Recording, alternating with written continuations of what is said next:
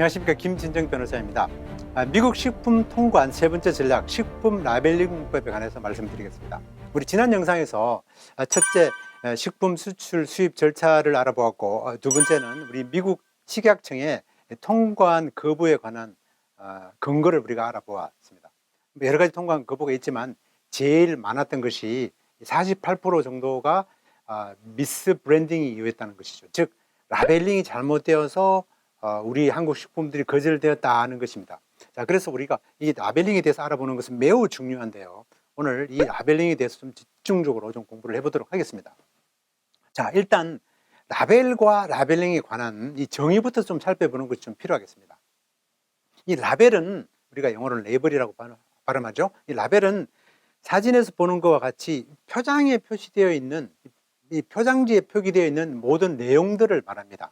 자, 이에 반해 이 라벨링이라는 것은 제품 포장지에 표기된 내용뿐만 아니라 이 제품을 시장에 소개하는 모든 채널들, 예를 들면 포괄적인 것이죠. 뭐 포스트라든지 뭐 웹사이트라든지 브로셔라든지 제품과 관련돼서 사용되는 이 모든 내용들을 라벨링이라고 합니다. 예를 들면 우리 식품회사가 이 포장지에다가 이렇게 이제 뭐 별 내용은 없지만 그 식품을 TV에 광고를 할 때 그 제품에 대해서 뭐 허위 광고를 한다든지 아니면 뭐 관절염이 좋다든지 이런 말을 했을 때는 전체적으로 문제가 된다는 것이죠. 라벨링이 이슈라는 것입니다. 이 FDA에서는 이 라벨뿐만 아니라 라벨링도 관찰하고 있다는 것입니다. 즉, 이 식품회사의 웹사이트를 본다는 것입니다. 자, 라벨링이 이 소비자에게 잘못된 정보를 제공하고 있다고 판단되면 이 미스 브랜딩으로 취급하고 식품 통관을 보류 혹은 거부를 FDA에서 한다 하는 것이죠. 이러한 미스 브랜딩으로 인해서 수입 거절 또는 수입 경보 등재, 레드리스트에 올라간다든지 아니면 워닝 레터를 받는다든지 리콜을 당할 수가 있다는 것입니다. 따라서 라벨링은 미스 브랜딩이 되지 않도록 하는 것이 매우 중요하다는 것입니다. 사실 설사 통관이 되었다 하더라도 사실 뭐 한 95% 정도는 뭐 엉터리를 해도 사실 통관이 될 수가 있습니다. 왜냐하면은 이 많은 숫자를 실제로 FDA 검사를 할 수 없기 때문입니다. 자, 시중에 유통되고 있는 이 제품의 라벨링에 대해서는 FDA뿐만 아니라 FTC라든지 페더럴 트레이드 커미션이죠. 소비자 단체 또는 경쟁업체 등에서 이러한 허위 기재나 또는 뭐 허위 광고에 대해서 고발 소송을 할 수 있기 때문에 FDA 통관을 넘어서도 사실은 우리가 굉장히 준비를 해야 된다는 것입니다.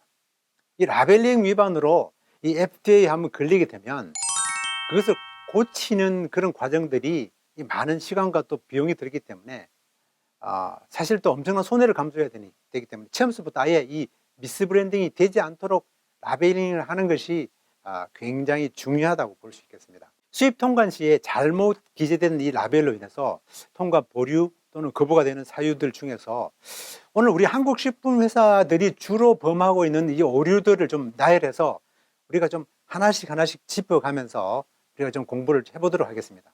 자, 이 첫 번째는요, 이 미국으로 수출하는 이 제품들을요, 제발 이 식품 포장재에 좀 영어로 표시 좀 해주시기 바랍니다.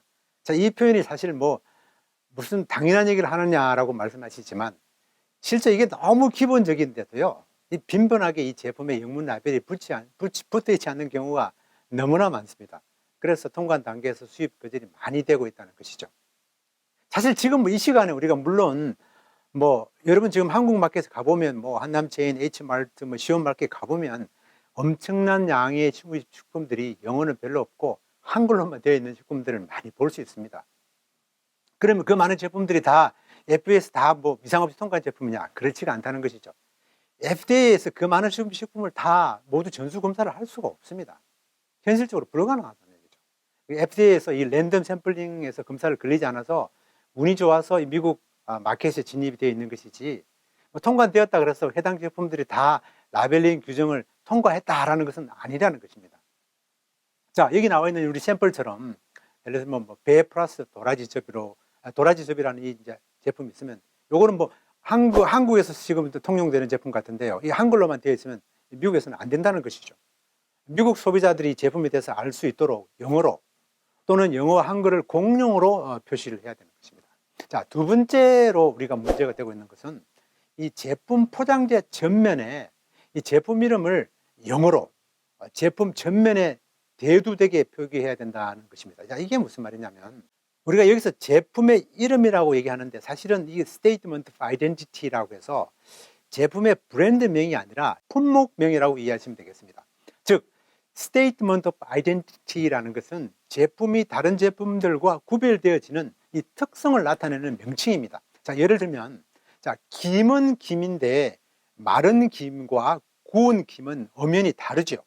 자, 따라서 김을 시위드라고만 제품 전면부에 표기하시면 안 될 수가 있다는 것입니다. 자, 소비자가 제품에 대해서 정확하게 알 수 있도록 제품의 특성을 나타내 줘야 하고 dried seaweed 또 혹은 우리가 구운 김 roasted seaweed라고 구별 지어서 표기를 해줘야 된다는 것이죠. 자, 세 번째 우리 쉽게 오류를 범하는 것이 이 제품의 전면부 하단에 순중량을 표시하는 것입니다. net weight입니다. gross weight가 아닙니다. net weight입니다. 이때 이 순중량, 즉 net weight는 한국의 미트법, 미국의 도량령을 동시에 표기합니다. 자, 예를 들면 이 고체 식품인 경우에는 340g이면 12온스, 괄호 열고 340g 이렇게 한꺼번에 표기해야 된다는 것입니다. 액체 제품의 경우에도 4.2 온스라고 했을 때 괄호 열고 125ml와 같이 미국 도량령을 같이 표기해 주어야 한다는 것입니다. 우리 여기 사진에 있는 것처럼 순중량이 제품 전면에 기재되어 있지 않거나 또는 240ml라고 하는 이 미트법만 기재되어 있으므로 라벨링 법규 위반으로 통관 단계에서 제품이 억류될 수 있다는 것입니다. 자, 네 번째 쉽게 오류를 범하는 것은 일반적으로 제품의 포장재의 뒷면에는 제품과 관련된 영양 정보들이 표기가 되어 있는데요. 우리는 이것을 인포메이션 패널이라고 부릅니다. 여기서 중요한 것이 이 영양 성분표인데요. 이 영양 성분표는 이 그림에서 보는 것 같이 이 오른쪽의 그 FDA의 개정된 양식으로 표기해야 됩니다. 현재 연간 매출 실적이 $10,000,000 이상 되는 그런 기업들은 이미 2020년 1월 1일부터 이 개정된 양식을 적용하고 있고요. 연간 매출 실적이 $10,000,000 이하인 기업들은 2021년, 즉 내년 1월 1일부터 이 개정된 양식으로 반드시 영양 성분표를 표기해야 된다는 것입니다. FDA에서 이 규정한 영양 성분표 양식을 회사의 그런 디자인적인 요소를 가미하여 일부 변경하여 제품에 기재하는 경우가 있는데요. 이렇게 하면 임의로 양식을 변형하시면 안 됩니다. 이 규정되어 있는 이 양식을 따라서 영양 성분표를 제작하셔야 한다는 것입니다. 이 개정된 양식은 이 설빙 사이즈와 또 칼로리 표시, 또 이 표시를 더 굵고 또 크게 표시를 하죠. 또 우리가 소위 말하는 그 에디드 슈거 등을 추가하고 기존의 양식과는 약간 차이가 있습니다. 사실 좀 많이 차이가 있습니다. 또한 비타민이라든지 미네랄의 경우에도 필수 기재 영양소가 바이타민 D, 칼슘, 철분, 칼륨 등으로 변경되어 있습니다. 우리가 실험실 랩에 영양 성분 분석을 의뢰할 때도 이렇게 변경된 사항들을 반영하여 의뢰를 하셔야겠습니다. 자, 만약 제품 포장재에 영어 이외에 외국어가 표시되어 있을 경우에는 영양 성분표도 듀얼 랭귀지로, 즉 영어와 외국어를 동시에 표기해야 된다는 것입니다.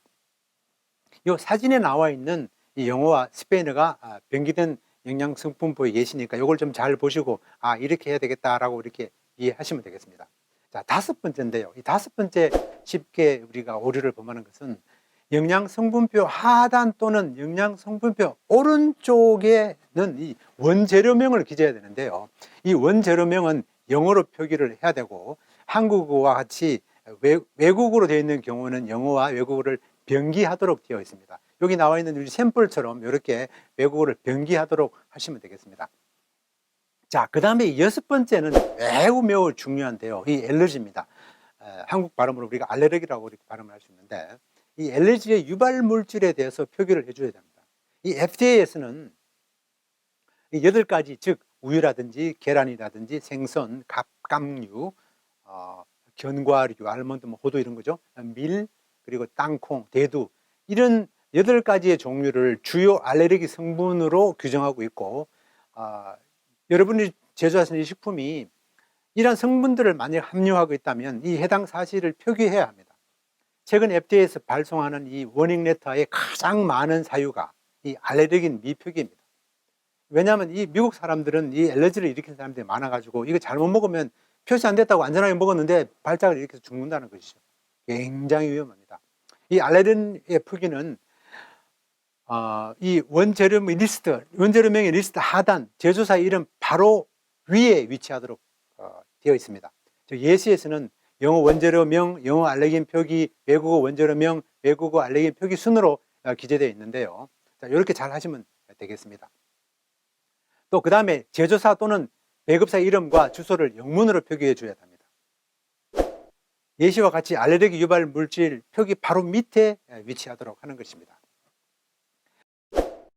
이 FDA에서는 현대 미국인의 이 습식 경향을 반영해서 일회 권장 섭취량을 좀 개정하였습니다.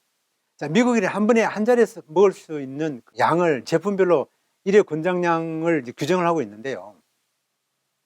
이를 반영해서 제품을 제작하고 영양 성분표를 만들어야 된다는 것입니다.